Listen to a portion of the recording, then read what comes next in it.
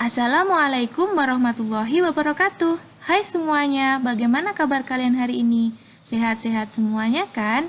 Karena wabah pandemi yang saat ini sedang melanda dunia, maka kita belum bisa bertatap muka seperti biasa. Tapi tak mengapa, hal ini tidak akan menyurutkan kita untuk tetap selalu semangat dalam belajar.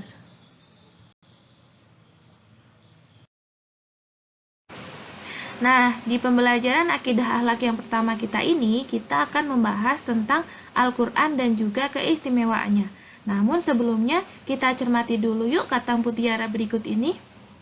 Carilah hatimu di 3 tempat, temui hatimu sewaktu bangun membaca Al-Quran. Tetapi jika tidak kau temui, carilah hatimu ketika mengerjakan sholat. Jika tidak kau temui juga, carilah hatimu ketika duduk tafakur mengingat mati. Jika tidak kau temui juga, maka berdoalah kepada Allah, mintalah hati yang baru, karena hakikatnya pada ketika itu kamu tidak mempunyai hati. Dari Imam Al-Ghazali.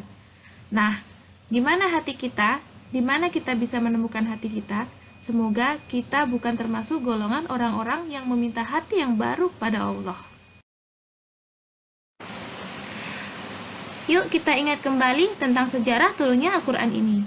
Al-Quran diturunkan Allah kepada Nabi Muhammad melalui malaikat Jibril secara berangsur-angsur dan dalam jangka waktu yang lama banget, yaitu kurang lebih 23 tahun, atau lebih tepatnya 22 tahun, 2 bulan, dan 22 hari.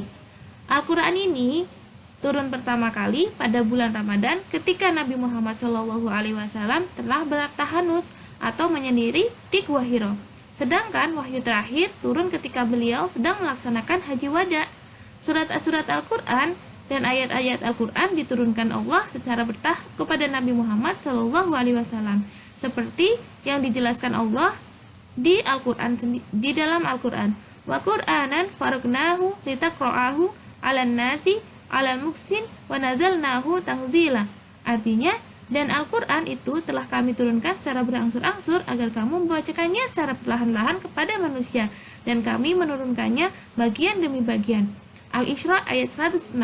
Setelah wahyu diterima, kemudian Nabi Muhammad membacakan kepada para sahabat yang mendengarkannya. Para sahabat lalu diperintahkan untuk mencatat ayat-ayat tersebut di atas kayu, pelepah kurma, dan lain sebagainya.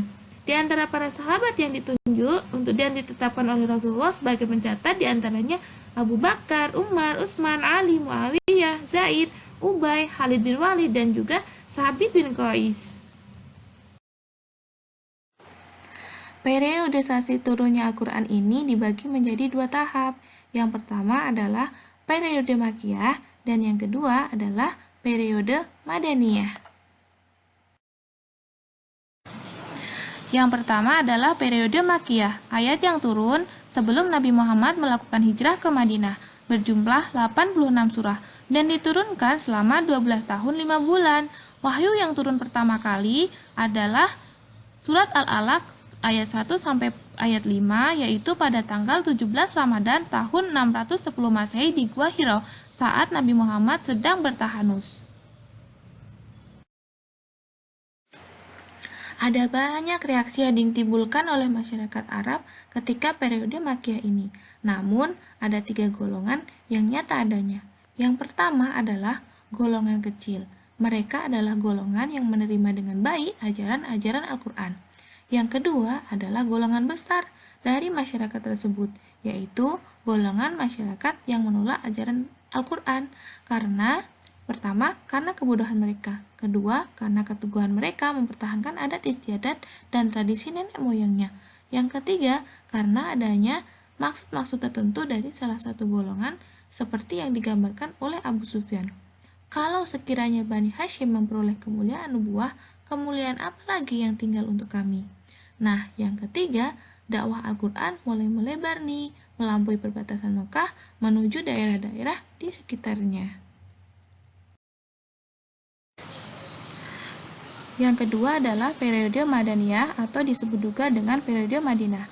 Ayat Al-Quran yang turun sesudah Nabi Muhammad melakukan hijrah ke Madinah, berjumlah 28 surah dan turun selama 9 tahun 9 bulan.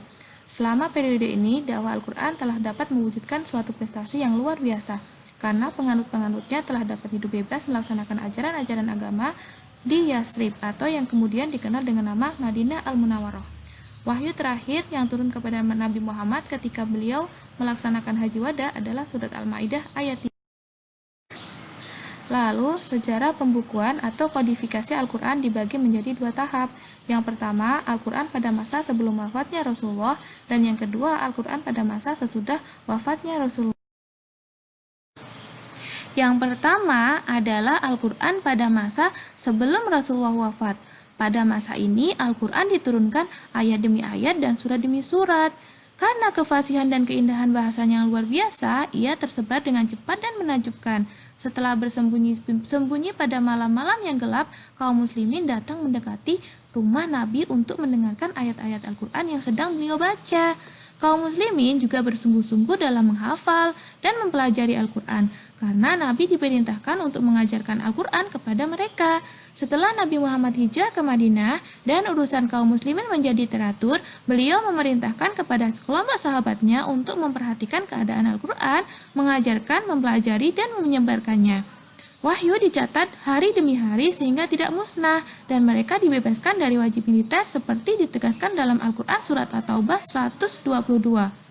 Dalam kelompok itu terdapat beberapa sahabat yang tekun membaca Al-Quran, menghafal dan memelihara surat-surat dan ayat-ayatnya. Mereka inilah yang kemudian dikenal dengan sebutan Al-Qurra. Ayat-ayat yang diturunkan secara bertahap ditulis pada papan-papan, kulit domba atau pelepah kurma dan dihafalkan. Periode kedua adalah periode setelah wafatnya Rasulullah. Ali bin Abi Thalib diam di rumahnya untuk menghimpun Al-Quran dalam satu mushaf menurut urutannya turun. Dan belum 6 bulan sejak wafatnya Rasulullah, beliau telah merampungkan penghimpunan itu dan mengusungnya ke atas punggung unta. Setelah 1 tahun Rasulullah wafat, pecahlah perang Yamamah yang merenggut korban 70 orang Qurra. Pada waktu itu, Khalifah berpikir untuk menghimpun surat-surat dan ayat-ayat Al-Quran dalam satu mushaf, karena khawatir akan terjadi perang lagi, serta khawatir akan punahnya para Qurra dan hilangnya Al-Quran karena kematian mereka. Nah, setelah menyelesaikan perhimpunan, mereka menyalin naskah tersebut dan dibagikan ke beberapa negeri Islam. Namun, sesudah Khalifah ketiga mengetahui akan perubahan dan pergantian Al-Quran, dia memerintahkan untuk mengambil mushaf yang disimpan oleh Hafsah, yakni naskah pertama di antara naskah-naskah Khalifah pertama, dan memerintahkan kepada 5 orang sahabat yang diantaranya Zaid bin Sabit untuk menyalin mushaf tersebut. Khalifah juga memerintahkan agar semua naskah yang terdapat di negeri-negeri Islam dikumpulkan kembali ke Madinah kemudian dibakar. Setelahnya mereka menulis 5 buah naskah Al-Quran, 1 ditinggal di Madinah dan 4 yang lainnya dibagi-bagikan ke Mekah, Suriah, Kufah, dan Basrah. Naskah inilah yang dikenal dengan sebutan Mushaf Imam, dan semua naskah Al-Quran ditulis menurut salah satu dari kelima naskah tersebut. Kita cukupkan sampai di sini dulu ya perjumpaan kita di pagi hari ini. Wassalamualaikum warahmatullahi wabarakatuh. Sampai jumpa lagi semuanya. Tetap sehat dan tetap semangat.